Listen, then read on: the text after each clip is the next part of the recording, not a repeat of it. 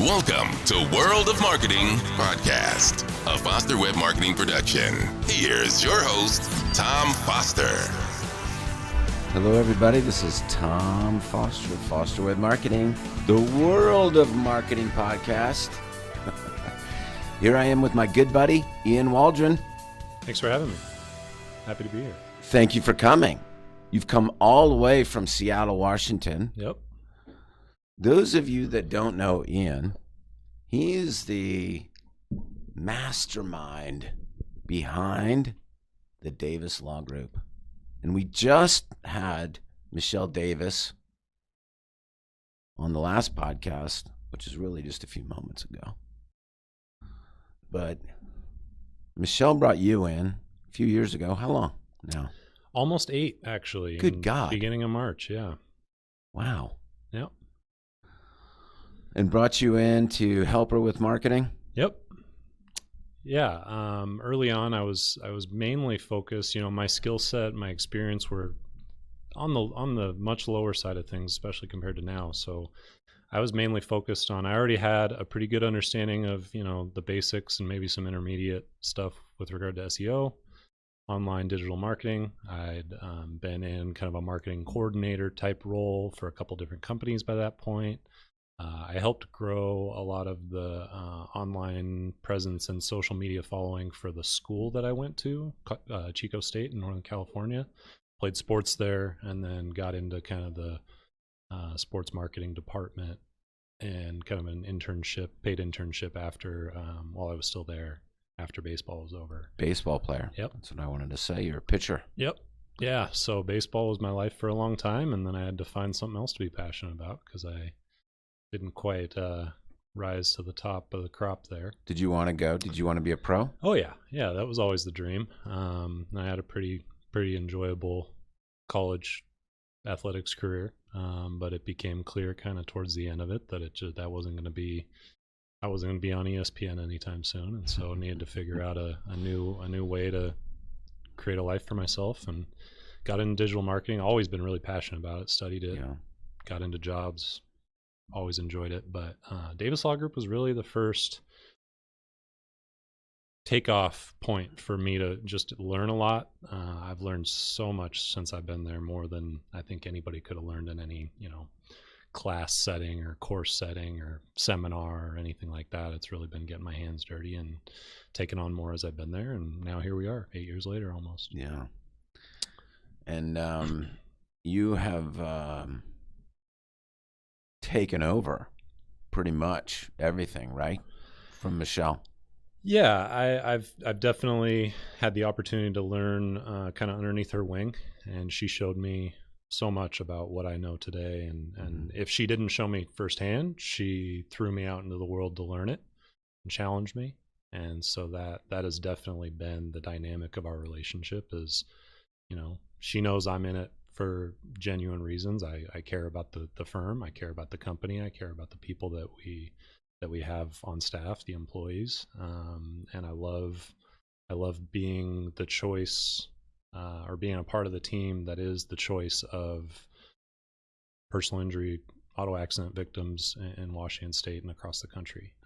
What is it like, that responsibility? It is responsibility, and there's kind of lots of different things that go with that. A lot of pressure? Good and bad. Yeah, pressure. I always, athletic background. Yeah. I love pressure. Yeah. It means that there's something pushing you in a certain direction, and you got to figure out the right way to get that going where you want to go. And that, of course, isn't just about what I want, but it has to do with input of other people, and namely Chris and Michelle. They're the ones in charge of everything there. And so my relationship with them is also pretty crucial to my success, because there's a good balance of, letting me learn things, trusting that I'm going to figure out whether it's something that's valuable or not worth our time, and repeating on the things that do work that help us achieve our goals as a firm. So one of the things we were talking yesterday, and you had a question. You were like, I have this burning question about why is this happening? So that was pretty cool. So why don't let's talk about that for a minute. Like what was the question? From yesterday? Yeah. Remind me. you were looking at Google Analytics and why this page, and you wanted to talk to Jamie, and so what were you doing there? Like, why was that? Why did you want to know that? So, and I think there's kind of two parts to that question. One, I'm just curious about everything. Right. And and that's been a blessing and a curse for me, because sometimes before you know it, I've been on something for 2 days and it's like, this isn't even relevant. This is not going to help me getting back to what we started off talking about, Right. achieve goals. It's more of We're all like that. this selfish curiosity, right? Where you just want to learn something, and there has to be a boiling point where you're, kind of like, all right, keep eye on the prize kind of thing. There's a lot of distractions in digital marketing. A lot of trend. I mean, that's kind of what you rebutted back with when we were talking about that, was there's so much hype and so many buzzwords and all this different stuff that it can be difficult to kind of keep your eye focused on that main path of working towards what is going to help you be successful.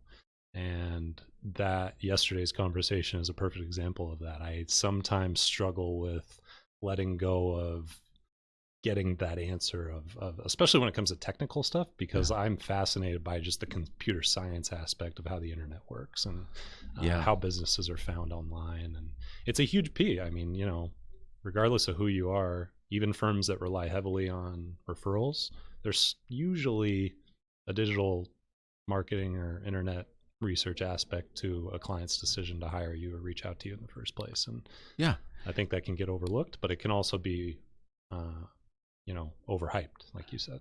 So. Well, there's the science, and Michelle and I were just talking about that. There is a science to it, but there's also the art. Yep. And you have to combine those two things. And when you and I were talking about that, I was struggling to how to say it. Yeah. Because you have to look at the data. The data is informative, but it's not the only thing that you look at. It's almost a guide, points you in a direction, but you have to do detective work still. And not saying that the technical part isn't important. Of course it is, but it's not the only thing.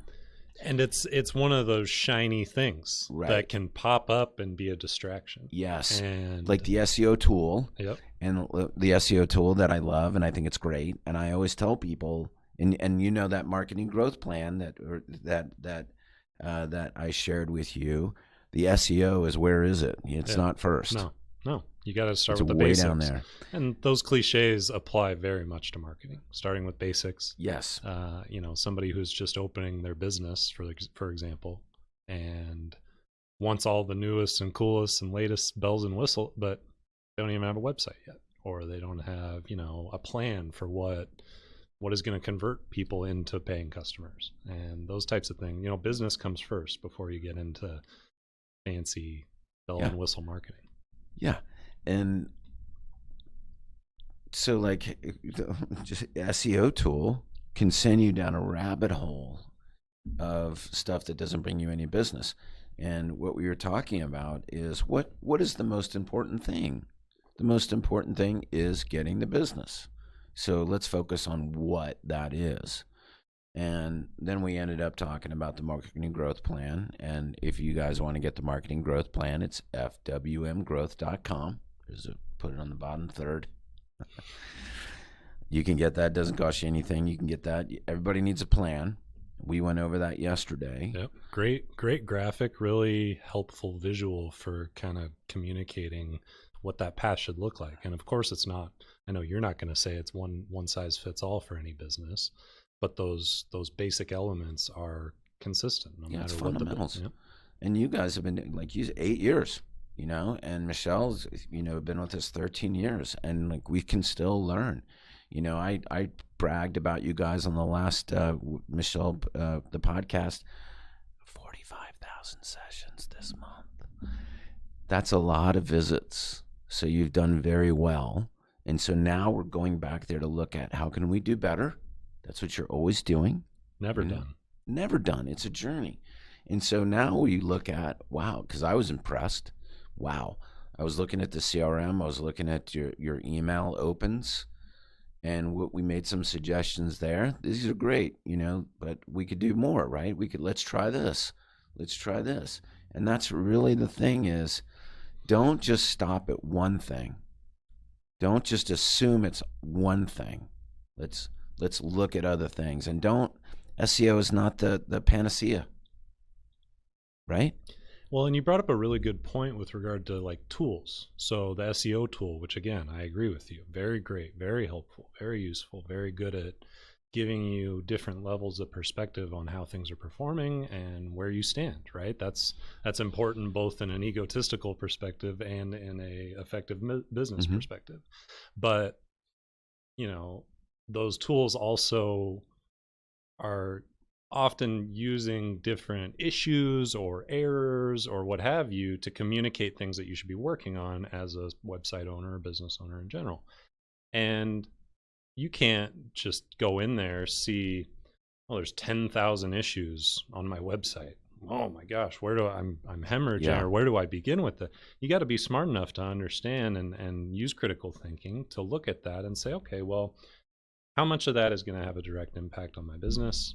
And how much of that is kind of under that category of hype? We talked about site speed. Yep. And of course, as important as it is for your site to load quickly so that somebody doesn't sit there and just wait and eventually give up and go find one of your competitors, there's also a line to be drawn on where that is. It's not this end all be all, well, I should just be spending every day at my office pumping every minute of my time into making the website faster, because there is a point where that's not going to do anything for you. And the other one is, of course, keywords, my favorite subject, which is, in the SEO tool, you can, by trying to achieve better keyword ranking for vanity keywords, you can actually hurt yourself for a page that might be ranking for actually search for real people that are doing real searches. You see what I mean? Like for long tail, that it could be ranking for getting you actual cases, maybe not volume, right? Because those big cases, those big cases don't come in on those volume pages. You know this. Well, they come in on those those onesies and twosie pages. You're 100% right. I mean, it gets back to that idea of, this isn't a business, particularly, the service. You have lots of different clients and lots of different spaces, but I think one of the consistent common denominators with your clients is they're in the services industry, right? We're not selling fidget spinners or, where you're talking about volume and that kind of thing. A lot of these practitioners, whether it's in law or medical or what have you, there's an element of finding the right client too, and the good clients. Right. So looking at it in the same sense that Amazon looks at business is not really the right perspective.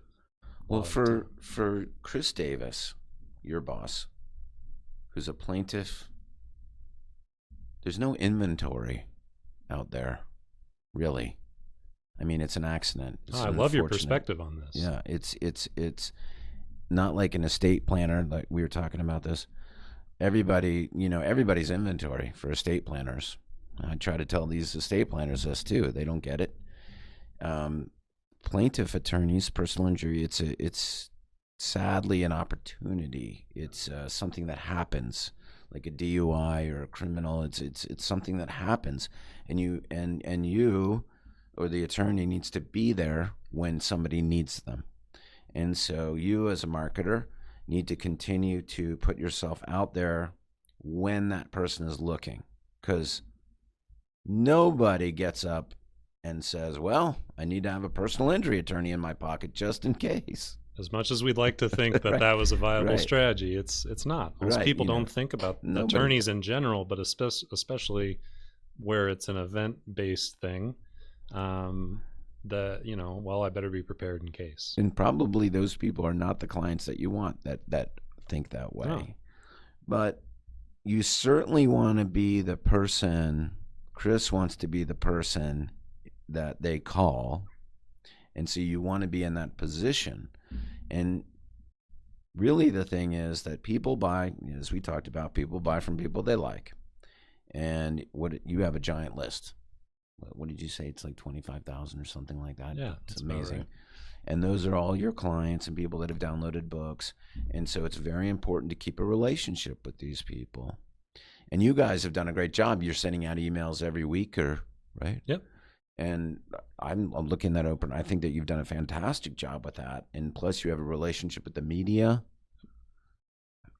You sent out that one email earlier this week about the Seattle Seahawks that hit and run and just great open rate. Yeah, we segment our lists strategically. So, you know, there's people that want to hear certain things from us, and there's types of people that, you know, different types of content are relevant to them. And so you got to put that time and effort into thinking about that. If you just send the same thing across the board to every single person on an email list, for example, you're going to get some overlap of hitting the right people with the right messaging at the right time, but you're also going to be irrelevant to a lot of people. And whether that results in people unsubscribing from your email list because they're not getting relevant content, or it's someone you've told that you didn't want to represent, you didn't want their case, marketing to them, at least on a regular basis with all the other people, maybe doesn't make the most sense. Right. So, yeah, empathy, and not just in the sense of, you know,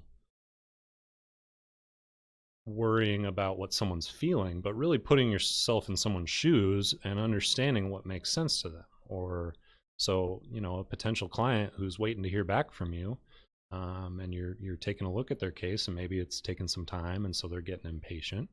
Well, if you continue to, you know, hit them with certain types of messaging, that can either sway them or turn them off potentially. Sure. And there's lots of different types of people that fit those molds. And in my opinion, you're doing yourself a disservice by not digging into that stuff and being aware of it and really understanding what's going on. And that's the art. Yeah. There's no numbers associated with any of that. Yeah, that's not science. And you said it, empathy. And that's a big part of it, is that you need to be able to communicate and have the right messaging with your clients. I totally agree with that you need to have a relationship with your clients, a never-ending relationship with them, even if you've already settled or finished the case. It's you want to be their lawyers for life. Yep. And we talked about this, and I talked about this with Michelle earlier, and I talk about this with clients all the time. And you're not a lawyer, I'm not a lawyer, we don't classify lawyers. I mean, you kind of do because you work for them, and we know this now, but before we didn't. We're like, oh, he's a lawyer. And as you know, Chris gets calls from all kinds of people. Yeah. They don't know. And he has to say, well, I don't do that stuff anymore or whatever. And the point is that accept all of these. Accept them. Don't be frustrated because people are calling you. Welcome it. Because maybe you're a plaintiff lawyer and they're calling you because they got a DUI, don't be frustrated. Help them out. Yeah, you might want to. They might get an accident in another time. You don't want to be like mad at them or say like, I don't do that stuff, or like, what's your insurance? Or, you know, if they don't have the right kind of insurance, well, maybe they do later on. Yeah. Well, and you used the data as a signal kind of analogy earlier, and that could be a signal that maybe you've got some misleading content on your website that's telling people you do handle DUI, or at least not clarifying that, in which case you should take a look at that. Yeah. But looking at, I mean, it's another fundamental is just looking at every person as whether or not they're going to contribute to your bottom line or revenue is, I think, a short-sighted way of looking at things. Somebody reaches out to you about an irrelevant case type. If you're able to provide a little bit of education or information about the right direction for them to be on, that's value. You didn't necessarily get something out of them right now, but like you said, that's an investment in the future of your reputation to that one person.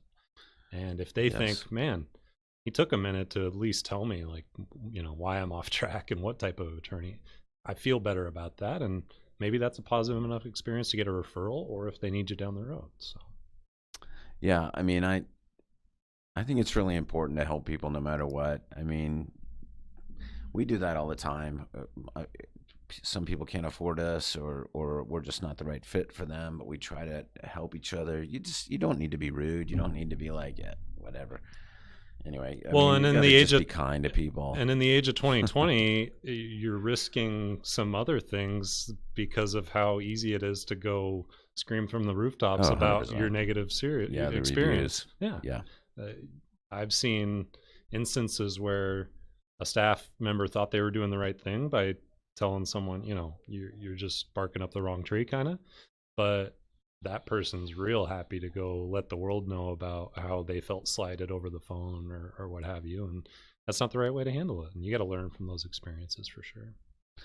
So, Ian, I'm going to put you on the spot, but what kind of advice would you give somebody in your position at another law firm? Ooh, I would say that if you're in a position where you're overseeing lots of different things and responsible for the performance, or at least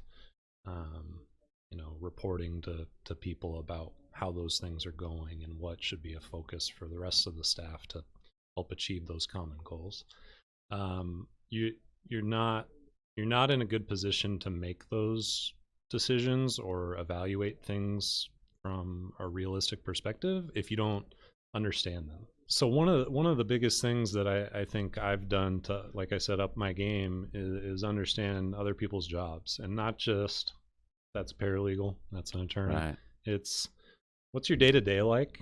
What are your touch points with clients? How can technology or automated communications maybe help you with some of that stuff? Again, really understanding to the point where, I don't have a law degree. I'm far from that point for sure. But I definitely also understand a lot more about what goes into the process, the journey that our clients are on. I mean, that document, your marketing plan roadmap, Mm-hmm. we have a similar thing at our office. And I was only able to and it's meant to kind of explain to potential clients and current clients the trajectory they're on and what kind of obstacles they're going to encounter along the way and what we do to help solve those problems. And in a way, that's just telling them what they're getting for their money, right? They're hiring us. So, because this is complicated, the law is complicated. Medical providers have a similar challenge in explaining exactly, why you may or may not need a certain procedure, a certain type of treatment. All those types of things are difficult to communicate the value of sometimes, but if you understand what they are and why they matter to people, then it's going to be a lot easier for you to be successful no matter how you look at it. We understand that, for example, one of the things that people who are thinking about hiring us or have reached out to us and they're kind of in that, I just got in an accident or I'm recovering from injuries from some other type of situation, is they're getting phone calls left and right from insurance adjusters, from the different members of the insurance companies that may be involved in the claim, and their phone's ringing off the hook, and they can't even keep track of who they're supposed to get back to and whether that person is asking them for information that's in their best interest or if they're trying to trick them into using something against them down the road. And so really communicating in simple terms, but also, kind of in a more advanced way at the right moments, what hiring Davis Law Group does for them. And one of the first touch points we focus on is you're never going to get a phone call from an insurance adjuster again. How does that feel to think of your phone not ringing off the hook anymore? You guys take care of it. But if you don't understand that that's a point of anxiety that an average person who's also trying to stay on top of 3 medical appointments a week, getting their car fixed, or the car's totaled and they don't know how they're going to get around to work and picking up kids and all. But if you just look at it as you've been in an accident, you hire a lawyer, you pay us, you get on with your life, you're missing all these important details in between. So what sets Davis Law Group apart? I'm biased, so I'll get that out there, a little disclaimer, but I truly believe, and I mean this in the most sincere way possible, that there is not a firm or attorney who will handle a case with more care, who will dig in and at risk of sounding cliche, leave no stone unturned to get the best possible outcome for our clients. We've got lots of resources that comes with embracing different types of technology or knowing when to bring in certain experts to help us, make the right call and go down the right path when it comes to pursuing a claim on behalf of our clients. But I'm